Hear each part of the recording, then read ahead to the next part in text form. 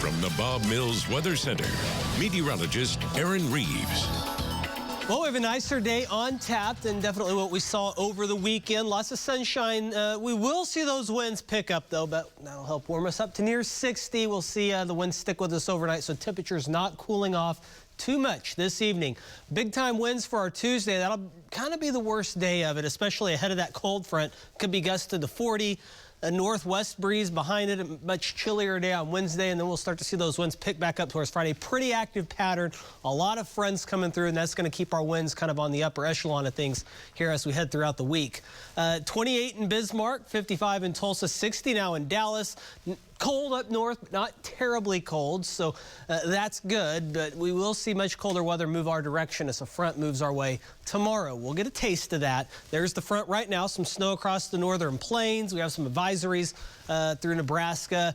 We're not going to get in on that, but we could see just a slim chance of some precip as this rolls through. All quiet here, but as we take a look at what we're expecting for our Tuesday, that's where the bulk of the big storms are going to be. We have pretty high risk here of severe thunderstorms. Notice not much for us, but once you start getting into central Arkansas over towards Mississippi to Jackson and then back towards Monroe, that's going to kind of be the bullseye for some really impactful weather. So if you're traveling to the east tomorrow, keep that in mind. In the meantime, we'll see our days hop out near 60. South wind, a pretty nice day overall, just a little blustery. Tonight, the winds stick around. That keeps us mild.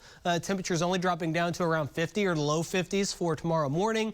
We could see a few showers in southeast Oklahoma during the morning hours. Those would transition out. The front would arrive sometime late afternoon or early into the evening. We'll be near 70 ahead of it. Temperatures rapidly drop behind it with a gusty north wind. It will be way cold by tomorrow evening and tomorrow night.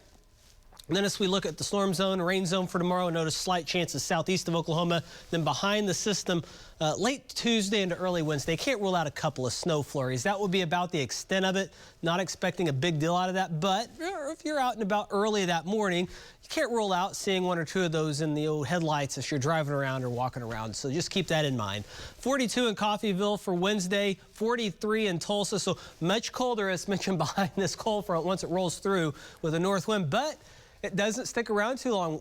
As we head towards Thursday, we'll start to warm back up. South winds will start to return. That's ahead of another front that'll be moving into the region over the upcoming weekend. So once again, pretty active pattern coming up. Back into the 50s by Thursday and then 60s by Friday.